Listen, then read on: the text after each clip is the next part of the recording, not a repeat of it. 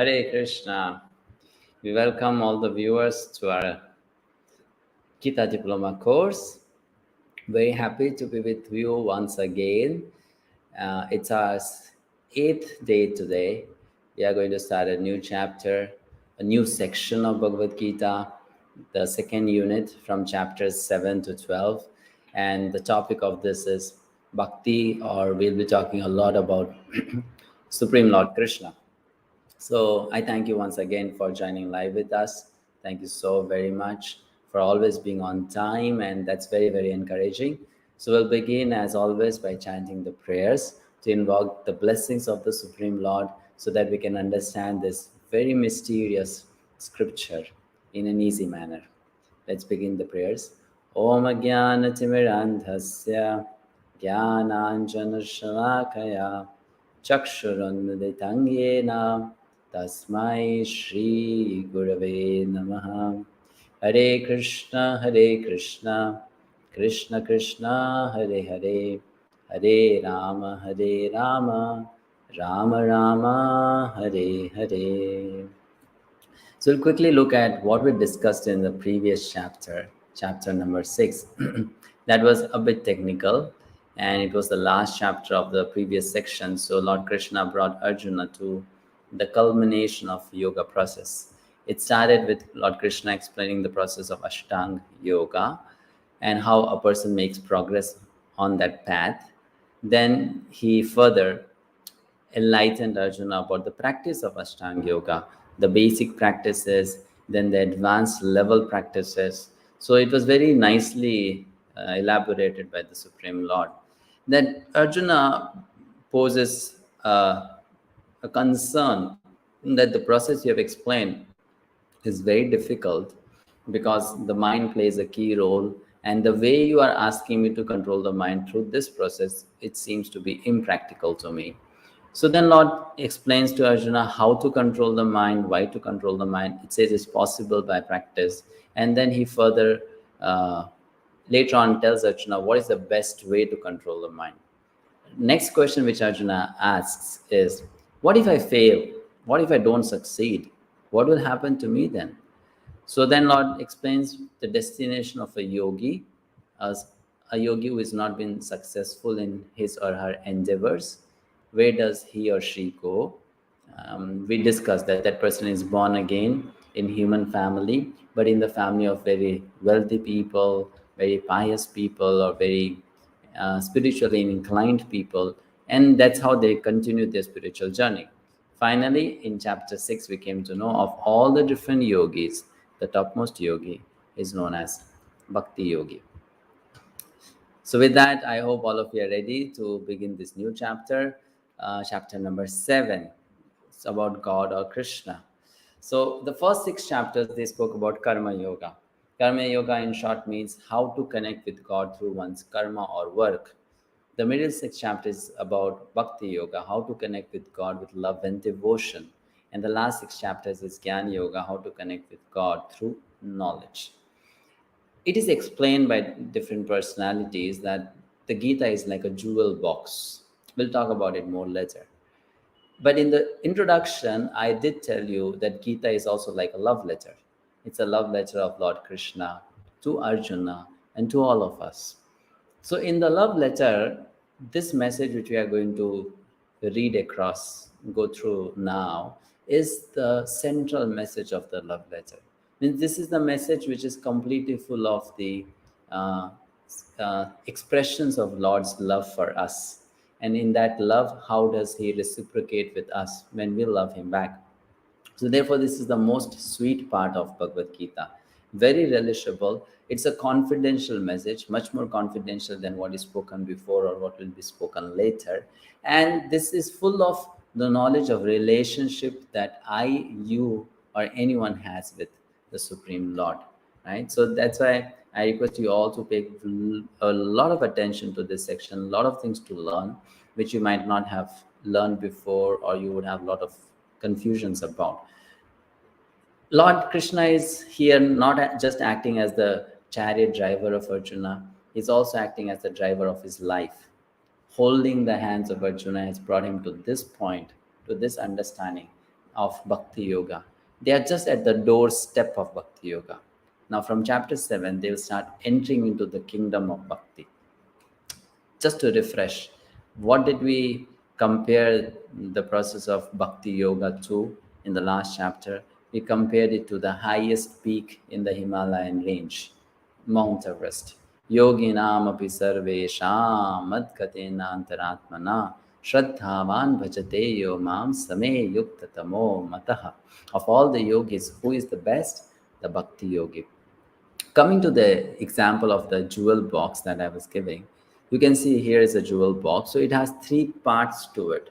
One is the base of the box, then you see the lid, the cover of the box, and then you see the middle part, which is so illuminating because of the precious, shining, effulgent jewels inside.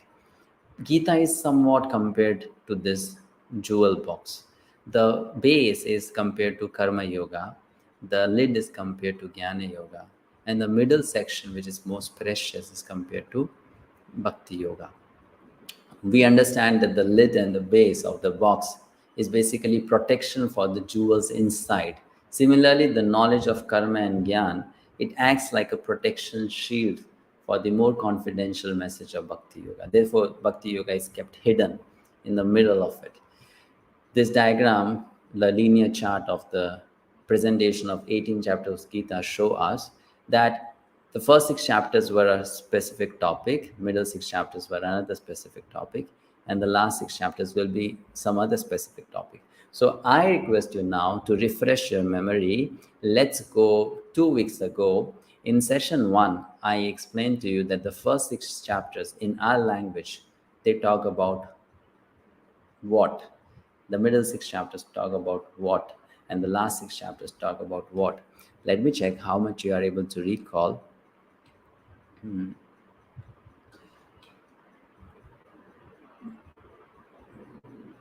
The first 6, the middle 6, the last 6. So the first 6 is about the self. Very good. Thank you so much. And the middle 6 is about God. And the last 6 are about the world. Self, Krishna, and world. Self, God, and world. Thank you. Very nice. So Lord Krishna, now what he has done is, he acting as a chariot driver of Arjuna, has brought Arjuna to this point of understanding bhakti. He's a genuine guru, and he's guiding the life of Arjuna.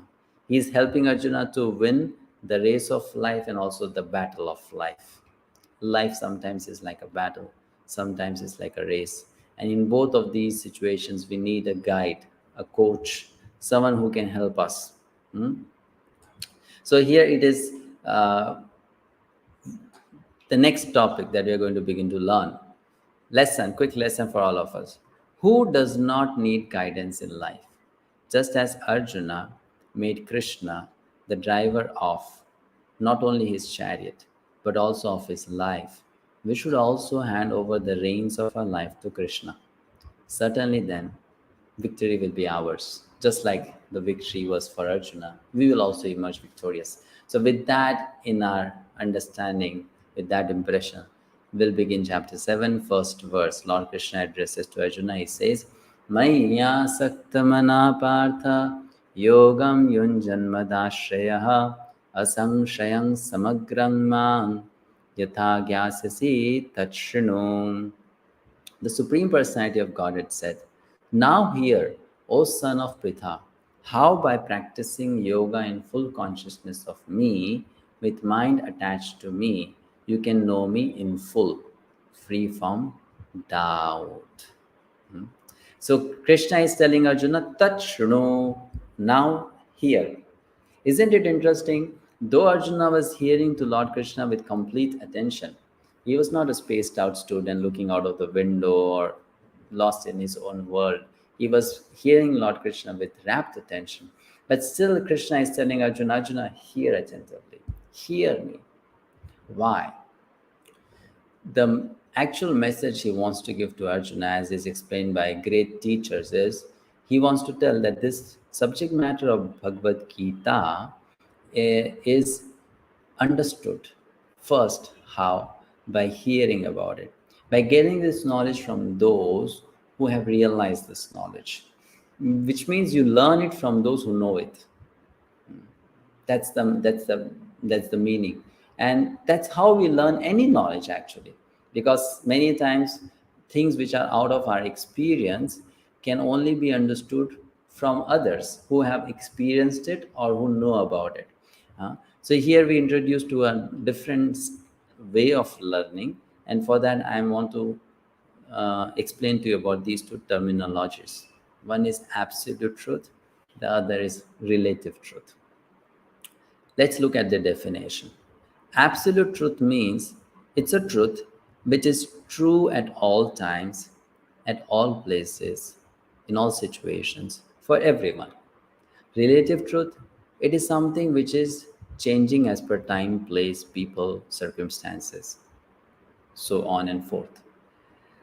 Absolute truth, it remains the same no matter what. It's a fact that cannot be changed. And relative truth is not like that. Why we are discussing this? Because the way you acquire knowledge about these two truths are not the same. The way you can know about relative truth is not the way you can know about absolute truth. For absolute truth, you have to hear the message from those who understand that truth very well. It cannot be just learned by speculation or imagination or by personal manipulation of data. Giving a very crude example, sun gives out light. This is an absolute truth. Why? Because it gives out light for everyone. It gives out light in all the countries, in all the places wherever the sun rises, it will give out light. And it gives out light at all times. Whenever it is present, it is giving out light. So it's a truth which applies in all situations. That's an absolute truth. Relative truth example, like the city in which I am living, Mumbai. Now the name of this city Mumbai is a relative truth. Why? Because this name might change, and it has changed also. Earlier this place was known as Bombay, now it has become Mumbai, and now who knows what in future it may get another name. So it's a changing thing, it's a relative truth. It is true only for certain time period. So this absolute truth knowledge can only be learned by getting that knowledge from the authorized sources of knowledge by the process of hearing. Bhakti is absolute truth, so we'll learn it through the process of hearing. I hope that's clear. Now let's look at this chart or illustration. Here we are trying to understand how gradually Lord Krishna has raised the level of understanding of Arjuna. You see, people engage in different kinds of activities. We are trying to divide those activities over a line diagram. On the extreme left, you find the quality selfishness. On the extreme right, completely opposite, is the quality selflessness. Selfishness is also called lust, and selflessness is also called pure love. Whatever we do in this world can be put on this line diagram, that it is how much done by lust and how much done by love, right? You can like label it from 0 to 100. We discussed about different kinds of activities so far, like sinful activities, also known as vikarma, fruitive activities known as karma, beautiful activities known as nishkama karma, and devotional activities is something which will be introduced now, which is like bhakti karma. Okay, so sinful activities are at the lowest level of selflessness or love, and they are at the highest level of selfishness or lust. Okay, so if I ask you here a very simple question, there are four activities that you see on the screen: sinful, fruitive, dutiful, devotional. The scriptures, they forbid some of these activities. Which are those activities which the scriptures say you should not be doing? Is it sinful activities that the scriptures prohibit, or it is sinful and fruity both, or it is sinful, fruity, beautiful, or it is all four? Which are the activities that the scriptures do not allow to be performed? They say it's wrong. If you do it, you'll suffer bad consequences. Sinful activities. Thank you so much. That's what the scriptures prohibit or not prescribe. So sinful activities are done without prescription. That's why they lead to suffering. And fruitive, dutiful devotional are prescribed based on the level of development of spirituality of the individual. Both the sinful and fruitive activities are put together in one category, which is personal enjoyment. Why someone engages in a sinful activity? For personal selfish enjoyment. Why someone engages in a pious activity, a good activity? That also often for one's own enjoyment, right? So that's why this is one category in which there is ignorance in one's action, which means the action is just for oneself. But one is good, the other is bad. One is punishable, the other is acceptable, right? Lord Krishna instructed Arjuna to rise above that and come to the platform of duty, which means instead of ignorance in action, now there is knowledge in action. And this activity is performed not for enjoyment but for purification. I am doing it because I want to purify my consciousness, my state of being. I want to purify my attitude. And finally, from now onwards in Gita, we will be taught to engage in the last and the most pure, selfless category of actions known as devotional actions, which means love in action or gratitude in action. And you perform those actions for Lord's pleasure, Krishna's pleasure. That is the purpose, that is the intention. Fine. So Lord Krishna further explains, he says, Jnanam teham savijnanam. Uh, Now, Arjuna, I'll give you complete knowledge, everything that you're supposed to know. And that complete knowledge includes what? Knowing these three subject matters which Bhagavad Gita teaches us in complete. What is that? God, world, self. That is complete knowledge. Arjuna says, oh wow, there's nothing left to know. That means to know this means to know everything. And Lord Krishna says, yes. Then he says, who can know this? Now, this knowledge means that you understand all three of them and also you understand the relationship between them.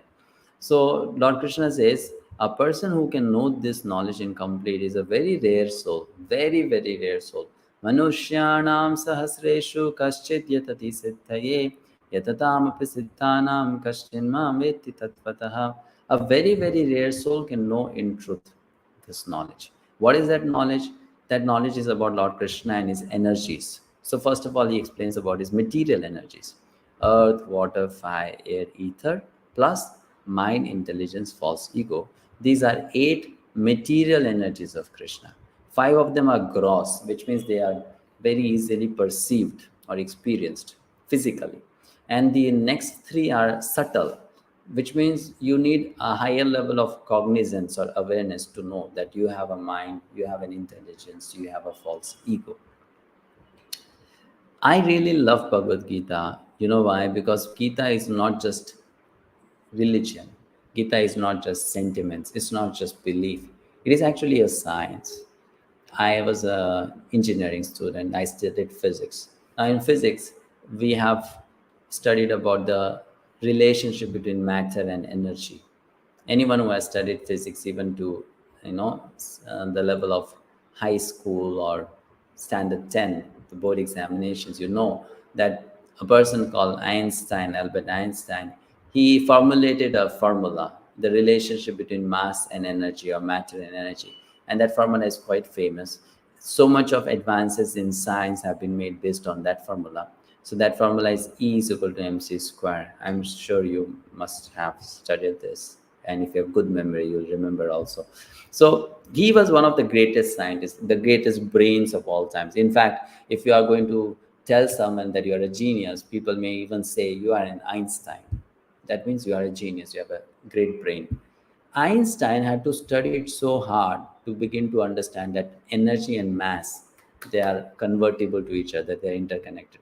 But Lord Krishna has spoken this long time ago in Bhagavad Gita, that earth is an energy, water is an energy, fire is an energy, air is an energy. He is already telling that there is a relationship between mass and energy or matter and energy. So Gita talks about all different kinds of sciences: material science, spiritual science. It teaches you biology, chemistry, physics. It teaches you sociology, warfare, relationship. More than that, then it teaches you religion, it teaches you philosophy, it teaches you spirituality. So much all combined together in just one scripture. Then Lord Krishna begins to further explain his energies. He says, apart from these, there is another spiritual energy. And that energy is spirit, soul, Atma. So, how do we understand these two energies? Very simple way. Look at these three examples on the screen, three pictures.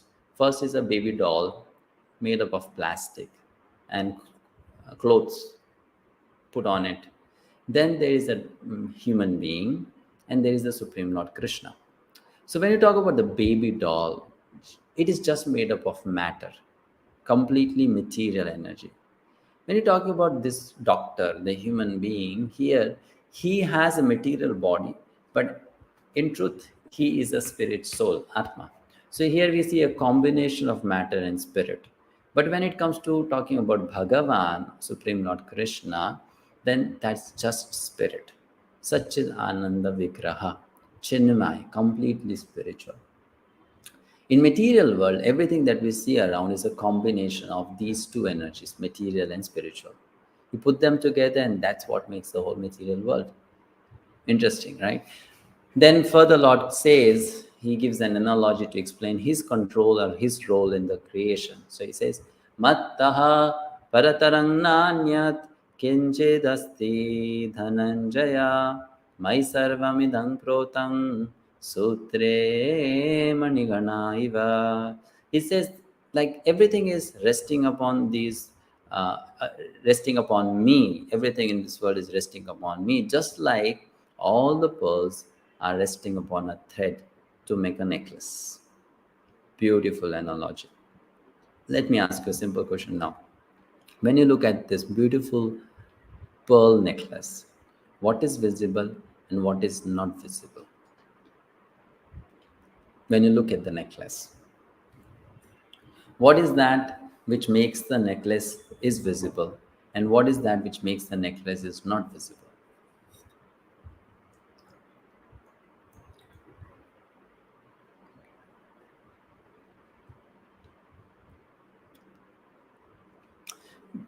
It's a very simple question, right?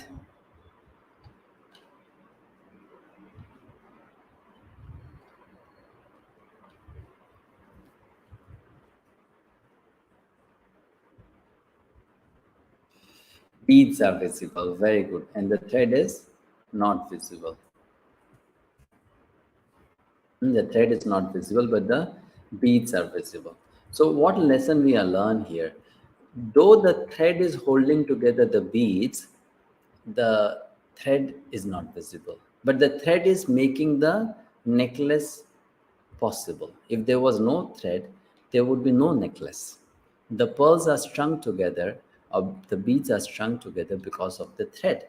Similarly, the Lord says that in this world, everything is like the pearls. You see them. But I'm like the thread which holds everything together. If I'm not there, nothing would be in its place. Everything would fall apart. So, though God is there, He's unseen, or He's not seen by the naked eyes. Here comes an interesting topic then. That's why people say, can you show me God? Is God, if God is there, why is He not visible to me? Why He does not come in front of my eyes and show and prove that He exists? So people ask such challenging questions. And that also has an answer, but we need to first understand that how can one see God, or how should one see God? So when someone asked that question to Srila Prabhupada, his answer was, the answer is, can you see God? How you can see God? Then he explains what he wants to say. You have no eyes to see God. Even if I show you God, you cannot see.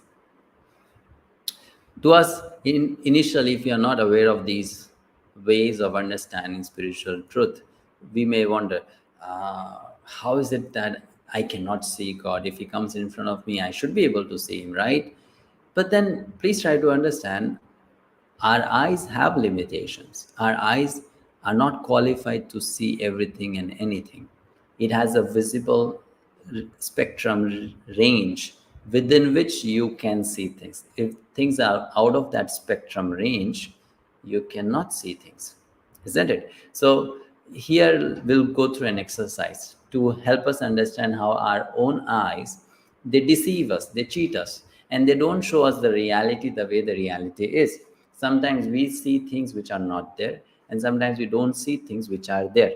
Now I do this exercise with students quite often, and I request all of you to participate very actively, because we are going to ask you questions one after another, and we expect you to respond also immediately.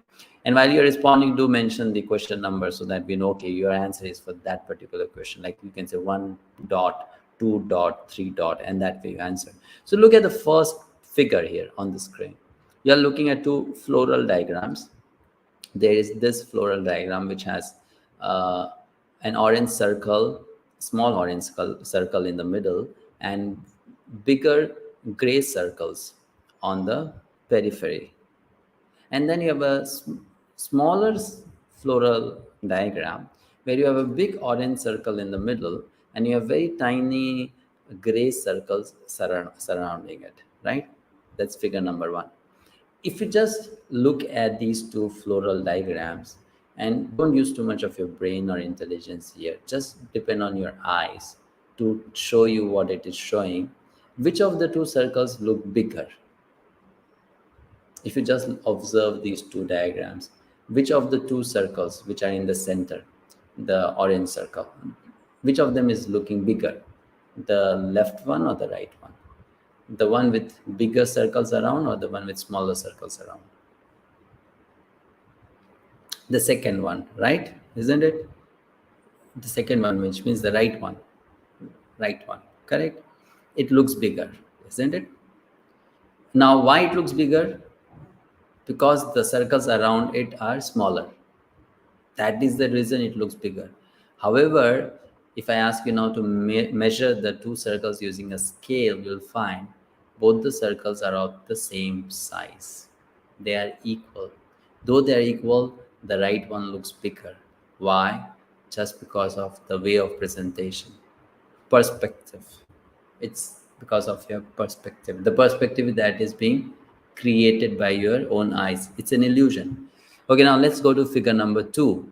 So in the figure number two, what all shapes do you see in figure number two?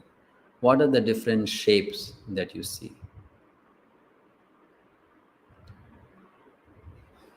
Like there is pie shape, an incomplete circle uh, is called pie. So then you see a pie shape. And what else you see? You see three pie shapes, and then you see a triangle, a white triangle and orange pie shapes or pie structures, right? Isn't it? However, let me tell you something. There is no triangle there. There are only these three pies. And these three pies are put together in such a way that you are also able to see a triangle. Isn't that interesting? The triangle is not created. The triangle, just you have put the pies in such a way that the triangle appears to be there. Next, figure number three. When you look at the figure number three, uh, what does it appear like? What is it?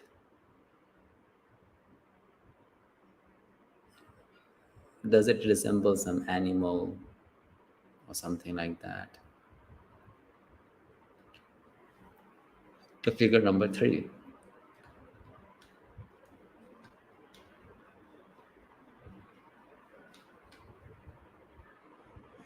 Yes, it looks like a duck. It looks like a duck with a beak, right?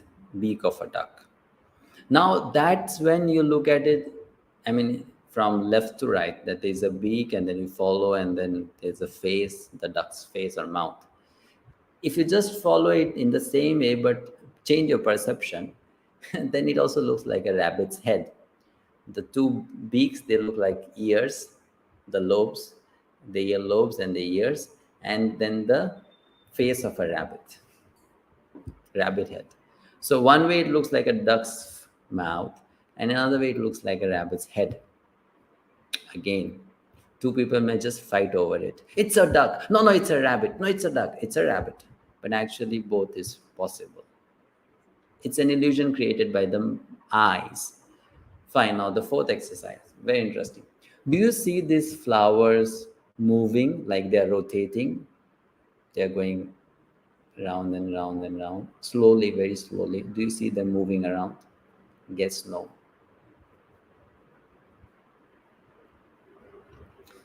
If you just move your eyes a bit, do you see these flowers? Yes, you see them moving, right? So if you're not seeing it moving, then you have to just move your eyes a bit. But actually they are not moving. It's not a GIF image, it's not an animated image, it's a still image, it's a JPEG image. But the way they have been designed, it appears that they are moving. Again, it's an illusion created by the eyes. To some it appears to be moving, to some it doesn't appear to be moving, to some it moves and stops, but then it starts moving again. Fine. Now, final one. This is a very tricky one, but it is also for the same lesson. Here you see three lines. One is black, one is blue, one is maroon. And you see a pillar, a cement pillar, which is covering these three lines. Correct?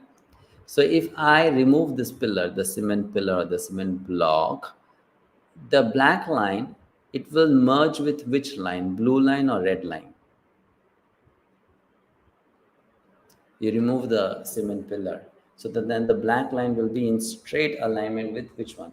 The blue one or the red one? This is very easy actually.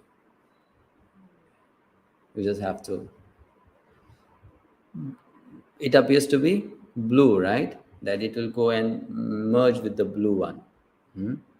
It will go straight and it will merge with the blue one. It appears so. To some of you, it appears like red, but to some, it appears like blue. But actually, when you remove that block, it will go and merge with the red one. However, to some, it was appearing blue-white because of, again, the color deception created by the eyes. So this is what Srila Prabhupada is trying to say. People sometimes ask, have you seen God or can you show me God? So the answer is, yes, I am seeing God. You can also see God. Everyone can see God, but you must have the qualification. You must be qualified to see Him. Isn't it needed for us to be qualified to see anything in this world?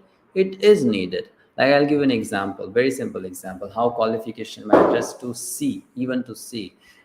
A couple of years ago, I was with one person who went for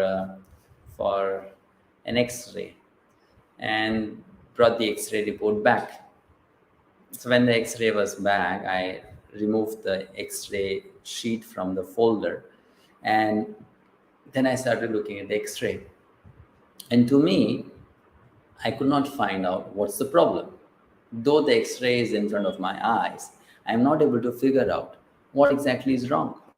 Then that person called me close, and then he took the X-ray from my hand and then pointed out using a very thin pinpoint needle. Look at this spot. Do you see this tiny, tiny, tiny crack there? And I said, oh, yes, I noticed now. I mean, in the whole structure, there are no cracks, but here in the small structure, there is a tiny crack. So he said, yes, that's the problem. That's where the fracture is. That's where the problem is. So you see, though I had the X-ray in front of my eyes, because I was not trained to see in the right manner, I could not locate the problem. But for a doctor, because he is qualified and he has the eyes of knowledge, when the doctor sees the X-ray, he is able to find out the problem also, where it is. Similarly, anything else also in life requires this vision of knowledge to understand what the situation is. Like for example, you know how to drive a car, but it doesn't necessarily mean you know how to repair a car. You may just know how to drive a car. So you're on a highway, a long highway, and then your car goes through some technical fault. You are not able to understand now what's wrong, so you are then pushing the car to the next garage station. You also open up the different parts of the car to understand what the problem is, but you are not able to see any problem. For you, everything is fine.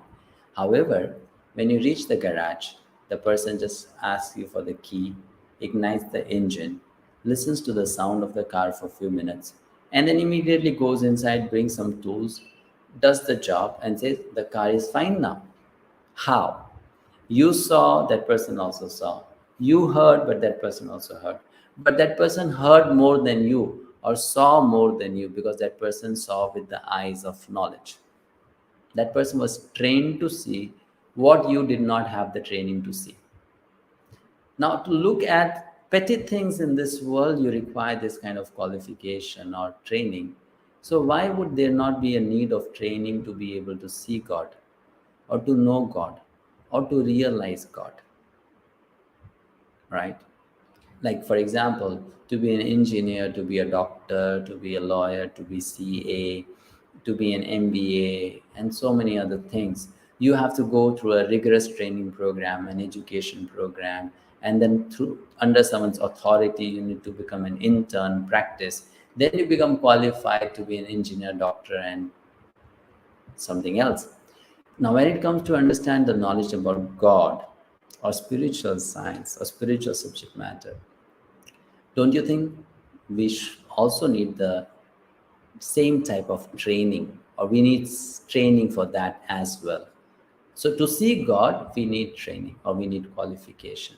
The lesson is, be it physical science or spiritual science, training is needed to learn both. Many physical things cannot be seen without training.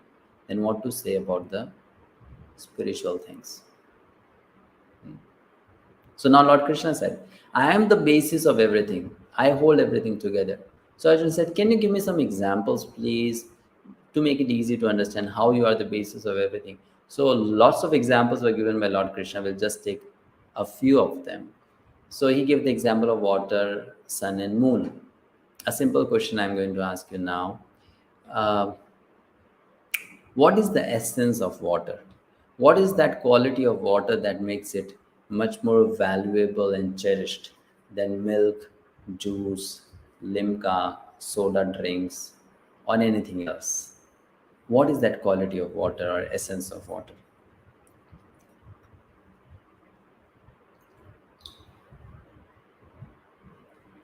that makes water very special?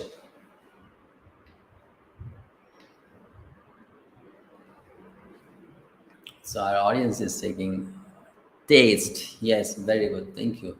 So it's the taste of water. It's a taste of water that quenches our thirst. That thirst cannot be quenched by anything else. It can only be quenched by water. So that taste is the special quality of water. Similarly, what is the essence of sun and moon? What is that special quality of sun and moon, because of which they have their value? What is that they give to us? Sun and moon, they provide us light. Very good. They provide us light. So that is the special quality of them. So Lord Krishna says, Arjuna, you should know that if water is so valuable, its taste is me. It's coming from me. The sun and moon are so valuable.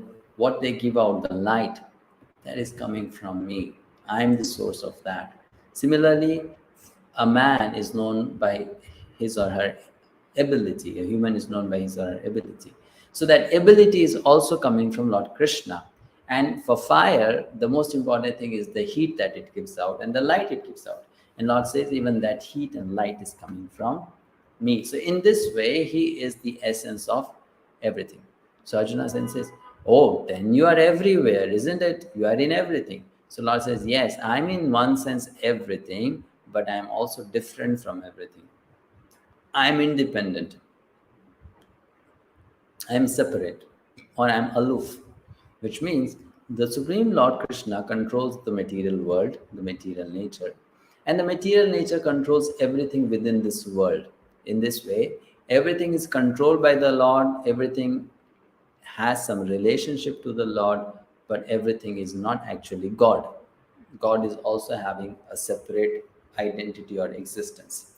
And George says, oh, still people don't know you.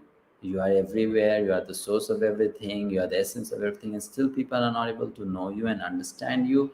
How's it? This was true even at the time of Arjuna being physically present. It's not that only at present times people don't accept God and they are atheists or non-believers, agnostics, etc. But even during Arjuna's presence, when Lord was also there were people who did not accept God, who did not accept Krishna as Bhagavan. They thought he's just an ordinary human. So Arjuna is talking from his experience that people still don't know you, and why is that? And the Lord says, deluded by the three modes, the whole world does not know me. What are these three modes? A topic for later chapters. And Arjuna says, how can one come out of that delusion? And then Lord says, only by surrender. If you surrender to me, you can begin to understand me or know me. Do all surrender? Arjuna's next question. The Lord says, no. Four types of people, they never surrender to me. They never ever surrender. What are these four types? In Sanskrit, they are called Moolaha, Naradhamaha, Mayapahrita Jnana, and Asuram Bhava, Ashritaha. Four kinds of people. Who are these Moolas? The first one. The Moolas are grossly foolish people, very busy in life. If you ask them for spiritual practices, no time. Bhagavad Gita, no time. Let's go to the temple, no time. Let's attend Gita Diploma course. I'm so busy, no time, so sorry. So they don't have time for spirituality. They have many other things to do, but for spirituality, no time. So Lord says they are foolish people. Why? Because they are missing out on the most important thing that they should be doing. They are spiritual beings, so they should have spiritual experiences. But they are busy in material experiences, which means they are missing out the reality. So they are foolish. Second, Naradhamaha. Naradhama means people who are lowest in mankind. They are very uncivilized people. They are humans, but they live life like an animal. So such people also cannot understand God. Then third, Maya Pahita Jnana. People who are very knowledgeable, who is very knowledgeable, who know a lot, even they know the scriptures, but they don't practice or they don't apply. And why they don't do that? Because of their own adamants that we don't want to, right? So they are not able to do that. And fourth, Asuram Bhavam Ashritaha. Asuram Bhava Ashritaha means that person who outrightly denies God, that God does not exist, I don't believe in God, or God doesn't know how to create, he is unjust and stuff like that. So they are of that type. So these four people or categories of people never surrender. Then Arjuna says, but then there are some who surrender also, right? And Krishna says, yes, four kinds of people surrender to me. Who are they? Chaturvidha bhajante mam jana sukritino arjuna arto jigyasurartharthi jnani cha bharatarshava.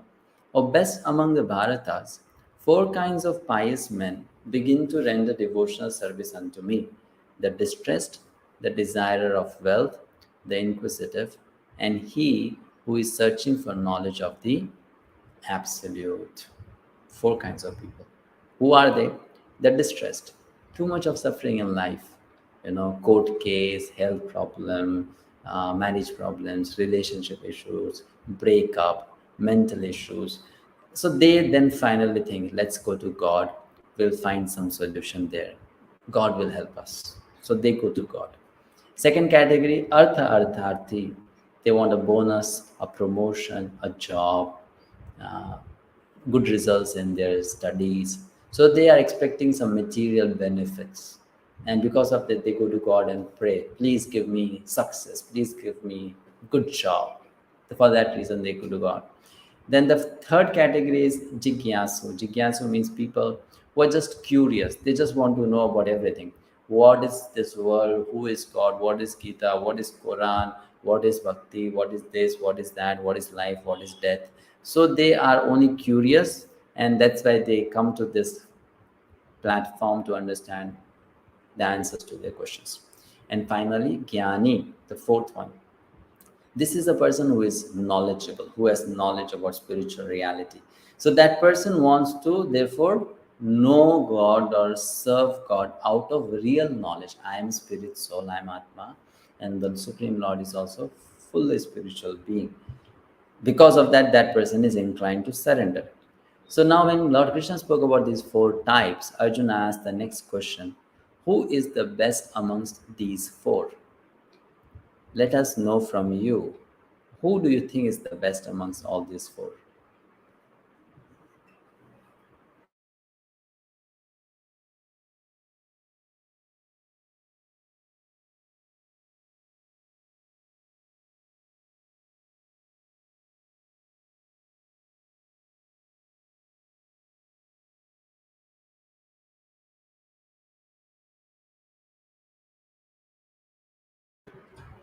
Okay, we are getting the correct answer.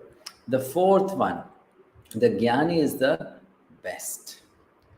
Now, any guess why is he the best? Though the fourth is the best, we would like to know from you, why is he the best? Or why is he considered to be the best?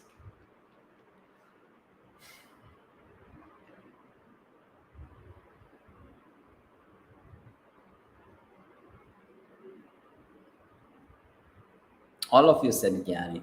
Most of you, actually, 95% said Jnani. Yes, thank you so much. Because he or she does not expect anything from God. The approach of a Jnani is selfless, doesn't want anything in return because of selflessness. Anyone approaches you with that attitude, that person becomes dear to you, right? Because that person is selfless, that person becomes dear to you. So Arjuna also questions what makes him special, and Lord Krishna says two qualities. What are those two qualities? First, Nitya Yuktaha. Second, Eka Bhaktihi. Nitya Yukta means always connected to me, always thinks of me, is never like, okay, sometimes I believe in God when I need something from Him. And when I don't need anything from Him, then I'm busy in my own world, right? And then Eka Bhakti. Eka Bhakti means that person is focused. That person is exclusively depending on me or worshipping me, serving me. uh, so this is the second quality which makes that person very dear. So the Arjuna says, what about the other three? Are they not dear? And Lord says, no, no, they also are dear. Everyone who comes to me, I appreciate them, I consider them magnanimous. But then the Jnani is more dear, very dear. And Arjuna says, is there someone more dearer than Jnani? Then Krishna says, yes, there is. But such a great soul is very rare. Only after many, many births can a Jnani become that kind. Bahunam janma namante jnanavan mam prapadyate vasudevah sarvamiti sa mahatma sudurlabha. Such a great soul is very rare. Who comes after who becomes a Jnani becomes like that after many, many lifetimes. And such Mahatmas do come on the face of this earth, but they come on special times and they do very special work in the service of the Supreme Lord. There are many such Mahatmas, but we would like to remember today in our course one such Mahatma, great Mahatma, Srila Prabhupada. Why him only? Because the entire credit of this course goes to him because of the book he has given to us, Bhagavad Gita as it is. So this is the most beautiful example of a Mahatma of the current times who, for the work of the Supreme Lord and for the benefit of humanity, did amazing activities. If you want to know more about this personality, you can read books on his life. There are lots of books about him, and small ones and the big ones, and you can order them from Amazon, and you'll be happy that you read about him, knew his life, his struggles, his challenges, and what he contributed to the whole world. There are also movies based on his life. There are complete series of episodes made on his life, and you can even see that. So Arjuna then says, what about those who surrender but not to you? There are people who surrender but not to Krishna. What about them? And then Krishna says, yes, they do take refuge in other demigods. Demigods are semi-gods, half gods, because they have not all the powers of God. They don't have all the qualities of God. They are like midway between humans and the Supreme Lord. So such people, they go for demigod surrender. Some people of that kind. And Arjuna says, why do they do that? Then Lord Krishna says, because they have some desires, and because of that, their intelligence, good intelligence, is sometimes misapplied, stolen away by those desires. Now, in this world, people worship different personalities. It's a different topic. We'll not go into detail about it. So, demigod worship, like people worship Ganesh, Kali, Shiv, Durga, Kartikeya, Sun God, Indra, Brahma. The list is huge. All that comes in the category of demigod worship. What results do they get by such worship? Lord Krishna says, the only result they get is temporary result. It may be anything, but it is just for some time. And they are less intelligent. Why? Because they are not interested in Shreyaha. They are interested in Preyaha. They are interested in short-term benefits of life. They are not interested in long-term benefits in life. And what they acquire is something which will go away from them in due course of time. And finally they make progress to the places where these demigods live. Now you know this, and you also would accept it. People generally, when they go to God to pray to him, what things generally they pray for? What do they ask God for? What do they want from him mostly?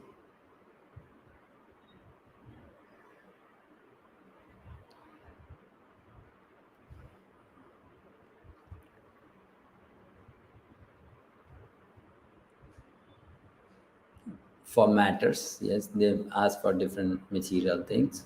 What else? For health, happiness, success, material gains, power, relationship, children, personal requirements, fulfill all the demands, money, mental happiness, health and prosperity, auspiciousness, peace, love, wife, kids, etc. Also husband, kids, etc. To health, to get rid of problems. Yes, right. These are the general demand list or prayer list, wish list when one goes to God. Wealth, happiness, family. Some people also pray that I have done so many sinful activities, wrong activities. Can you forgive me for that? Free me from my sin, right? Some people ask for help. Some people ask for shanti, peace, health. Some people even pray, my country is playing the World Cup finals today and my country should win. Some people pray for success, so many different things. But all these are material prayers, and all these prayers can only bring benefit to the body or to the mind. They don't bring any benefit to the soul. These are not things that are going to nourish the soul or satisfy the soul. So if we worship the demigods, just asking for these things, we are only asking for material things. And that's why that kind of worship is compared to be or told to be incomplete worship, improper worship. Then Arjuna says, but there are people other than this also. And Lord says, yes, there's another one category, abhyaktam yaktimapannam. They are not at all intelligent people. And Arjuna says, why? Who are they? So Lord says they are impersonalists. Who are impersonalists? Impersonalists are people who think God does not have any form. God is Nirakar, Nirgun, Nirvishesha. He's just a Jyoti, a light. He doesn't have a form, he doesn't have a name, he does not do anything, he does not have an image. So, such people are very foolish because they don't understand that if you have form, why God will not have a form which is complete, not like yours, but complete form which is spiritual? He will also have. So these people, they think when God comes in forms like Krishna, Rama, these are only material manifestations of God, but it is not. These are spiritual manifestations of God. So then I say, why they don't accept that your form is eternal? I mean, you are standing in front of me and you yourself told that you have existed before like this. So Lord says, because of their own attitude, wrong attitude, I am covered by my internal potency, which means they cannot understand me. That is why they cannot know me. Now this is very important for us to understand. People say, right, if God is so powerful, why he does not show him to us? If God is so powerful, why there are so many bad people in this world? If God is powerful, why I forget God? Why don't I obey to God? But then they don't understand one thing, that they also have their freedom or independence, and it's their choice. If they want, they can accept God. If they want, they can deny God. That's their problem. That has got nothing to do with God's powers, his existence, his qualities, his intelligence, etc.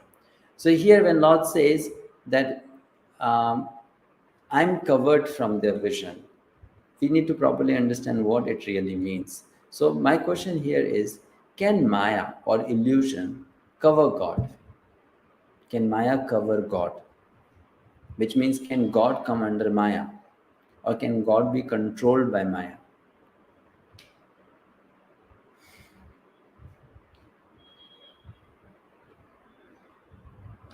Yes, no?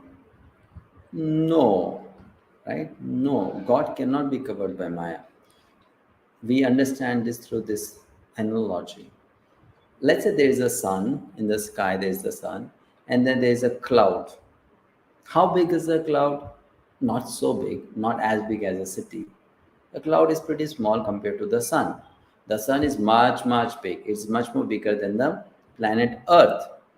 But when there is a cloud in the sky, we are not able to see the sun. Generally, we say that the cloud has covered the sun. But isn't that wrong to say so? Actually, the cloud has not covered the sun. The cloud has covered us. It's our perception that the cloud has covered, not that the cloud has covered the sun. But we say so, that cloud has covered the sun. The sun has gone behind the clouds. But actually, it's not that the sun has gone behind the clouds, it's the cloud that has come in front of our eyes. And we are not able to see the sun. The sun is so huge. You may not be able to see it here, but somewhere else in some other city, there are hmm, there are people who are able to see the sun. So this Maya covers our vision of God. We get covered. We are not able to see God. Hmm?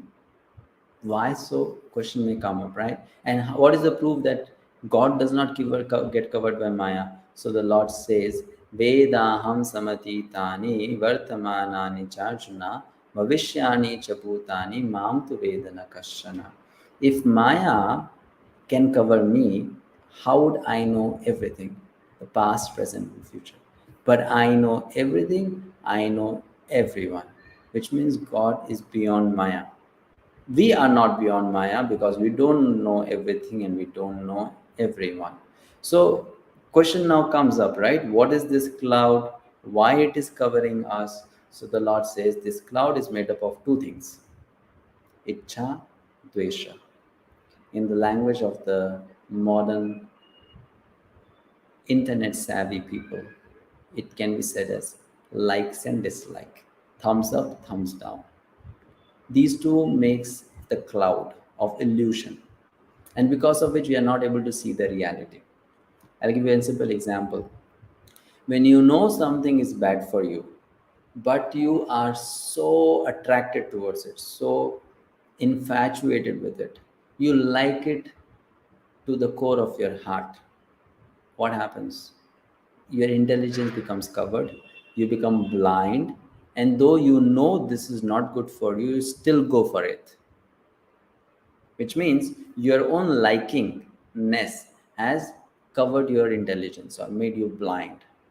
Similarly, disliking or dvesha, something is very good for you, you should have done it, you should have accepted it, but you dislike it. And because of disliking it, you become blind again you don't accept it.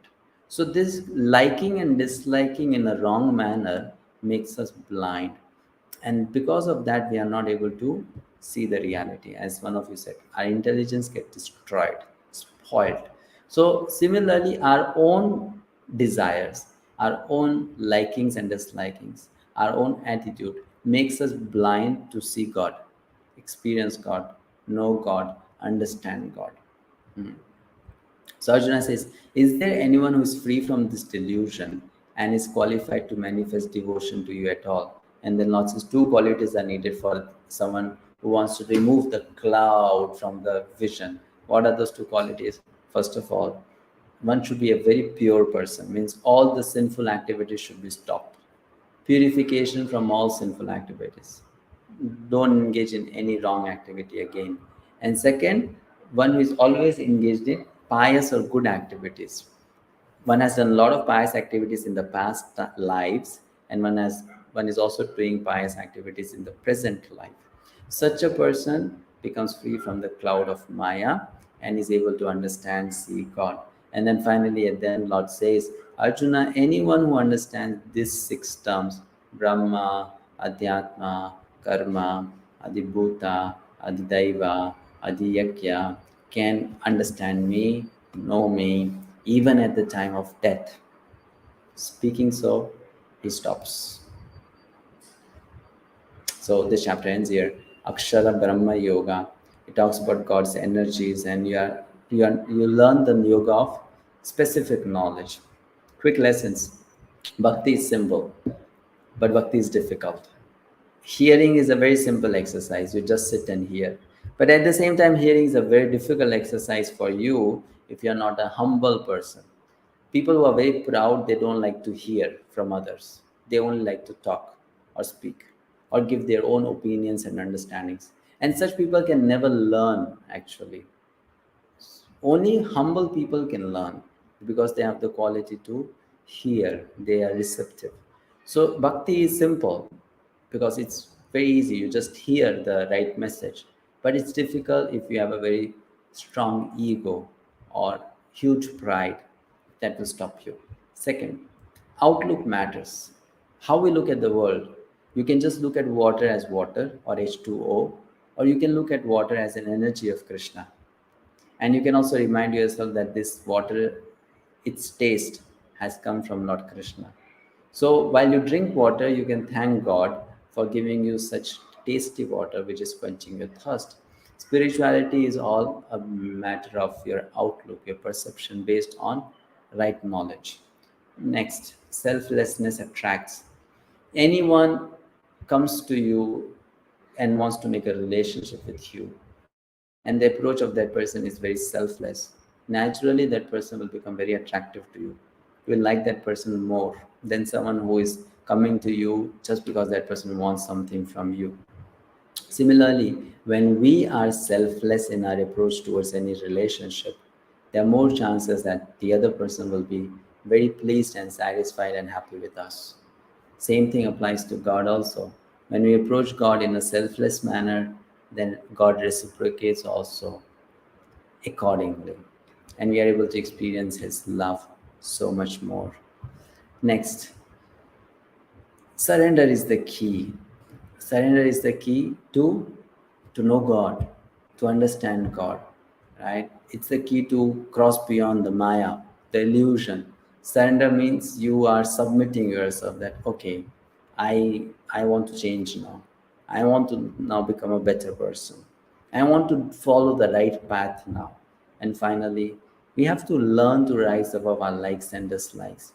Not to be too much into this world of hating things and loving things or liking things.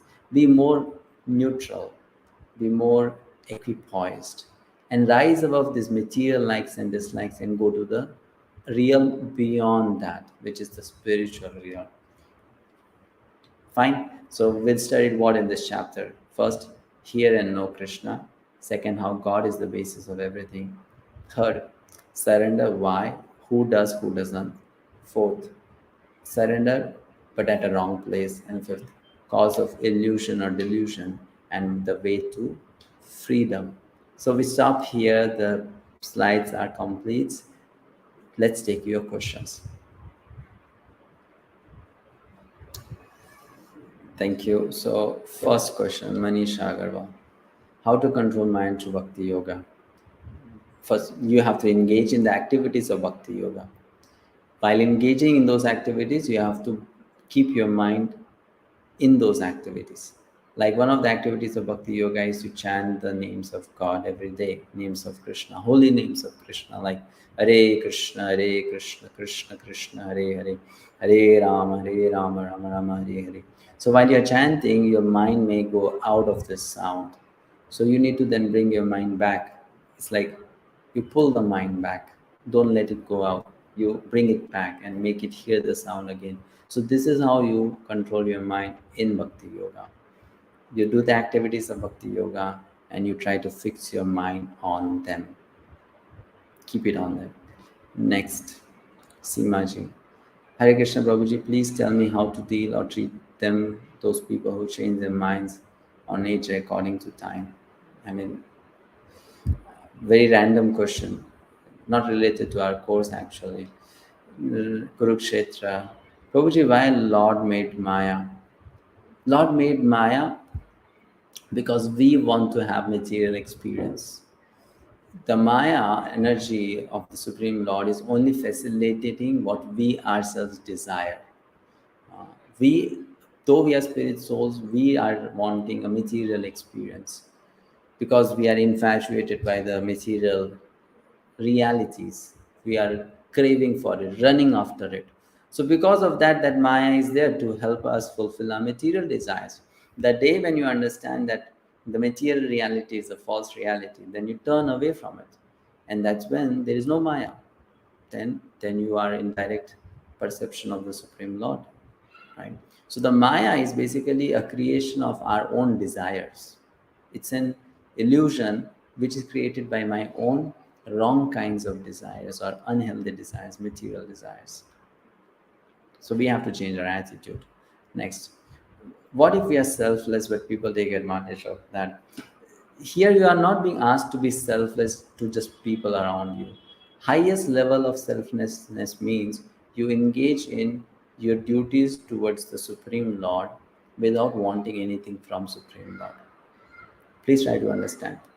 We are not talking about mundane selflessness. Mundane selflessness is actually not really selflessness because you are being selfless towards whom? That person is not really at this stage the deserving recipient of such kind of selflessness. Such kind of selflessness has to be exhibited towards the Supreme Lord because we have already received so much from the Supreme Lord that we cannot ask for more.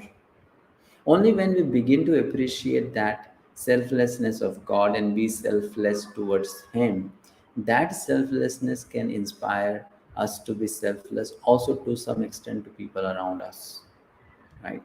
So we cannot just be selfless towards people around us. That's not possible. If you do that, you will only be used by them or exploited by them. Fine. Next question. This is your first class. I have not attended the previous chapters as I was unaware. So you can just, no problem, go back to those sessions, watch the recordings, and continue like that. And you can also watch the live sessions because you can watch them twice as well. If you watch them twice or thrice, you understand them better. So you can do both together. You can maybe just go back and start from there. All up to you. These are though related to each other, the chapters, but they're also to some extent independent. So it's all your choice, whatever you find comfortable and inspiring. Neeraj, approach selfless action may have danger of blind self. What is blind self? That will bring sorrow in their life. So please try to understand selflessness here means that you are first of all selfless towards whom. You have to first learn to be selfless towards that Supreme Lord who has already given you so much. That's real selflessness. We are not talking about just being selfless and letting people misuse you. That is not really selflessness. Okay, Vinayak Sarpar, sorry if I pronounce your name wrongly, Vinayak ji. Guruji, Lord Shiva is not demigod, but you are telling Lord Shiva is demigod. Even Lord Vishnu will not accept our bhakti without Lord Shiva. Please clarify. Very good question. So you see, Lord Shiva is both a demigod and not a demigod. Similarly, Lord Vishnu also is sometimes both a demigod and not a demigod. Who are demigods? Demigods are personalities holding a position. Sometimes the Lord Himself, the Lord Vishnu Himself, though He is not a demigod, He also occupies that position or post, which means He plays the role of a demigod, right? So there are personalities who are like only demigods, but then there are personalities who are higher than demigods, playing the role of demigods. So in that way, Lord Vishnu is also sometimes seen as a demigod because he's playing the role of a demigod, though he's the supreme personality of Godhead. Second, Lord Shiva is also a very unique kind of personality who is just next to Lord Vishnu, and because of that, he is much more superior than the other demigods.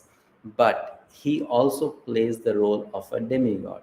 He is the in charge of the department of destruction, like Lord Vishnu is in charge of the department of maintenance. So, since they play that role, they are also sometimes addressed as demigods. Okay, so I hope it makes more sense now. Lata Putranji, if God, all God is one, all God is not one.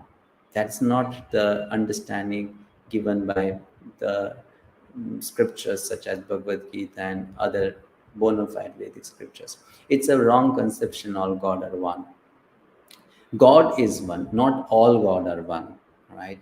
God is one. That means the supreme source of everything is one. There has to be one source only. But then you cannot say all different personalities are that one personality. That one personality can have different manifestations on different forms, but then those forms have to be equal to that personality to be seen as like that personality. When we talk about demigods, the name demigods means they are not exactly like the supreme lord, but they borrow certain percentage of qualities of the supreme lord. So if you say they are one, it's a very wrong understanding. It's like then saying everyone is one, no difference at all. There's no difference of then superior and lower. Then there's no point of worshiping someone or being worshipped by someone. Hmm. So this is not the real understanding of Vedic scriptures. It is a concocted understanding. All are one. Next question: how material nature controls everything in the world? Material nature controls everything in the world through material modes, the three gunas that is discussed in chapter 13, 14, Sattva guna, Rajoguna, Tamoguna. Material nature inspires our activities, our desires, everything that we see. So indirectly, the remote control is in the hand of material nature. We are pushed by our nature to act in certain manners, desire in certain manners, think in certain matters. So that's how it controls. Finally, the next last question will stop after that. Why Krishna created that universe? Please explain the purpose. Lord Krishna created this universe or this material creation for the purpose of giving a chance to those living entities who wanted to enjoy material experiences to spend time here and then understand that material experiences are not really the real sources of enjoyment, so that they can then change their mind and go back to the spiritual existence where they belong. So there are two worlds. We'll come to know about that in the next chapter: the spiritual world, the actual reality, and the material world, which is like the reflection of that reality, the imaginary reality. So those who have decided to be a part of material world and material experience, they're given a chance. It's just like, a small child wants to play with the toy kitchen, right? Toy kitchen. Toy kitchen cannot give you real food. It can only give you the satisfaction of playing and making food. But when you are really hungry, then you have to find real food, which is prepared in a real kitchen, and then you are satisfied. So just like sometimes kids out of their, you can say, childishness. They want to just play with things. As they grow, then they understand, no, no, playing with toy kitchen is of no use. You are hungry, go to a real kitchen and do the real work of cooking something and eating. Similarly, many souls, they just want to have a nice playtime, playing with material reality, forgetting the actual reality, who they are. So they are given a chance to be a part of this material universe and be a part of the drama. Sometimes you are a woman, sometimes you're a man, sometimes you're a king, sometimes you're a pauper, sometimes you're a human, sometimes you're in a different body. And you keep on experiencing different kinds of material realities and experience. The other time you become a kind of frustrated. No, no, no. Now I want to know who am I actually, the spiritual reality. That's when the books like Bhagavad Gita comes to help, to tell you who you are. Till then, such scriptures are of no use to people because they are not interested in the thing that scripture can give. They're only interested in experiencing the material reality. So Lord's creation of this universe is for the purpose of giving us a chance to to recover our original nature and be again attracted to spiritual reality. Okay, fine. So we stop here, and we'll meet again tomorrow for the next chapter. Thank you very much. Have a good night. Hare Krishna.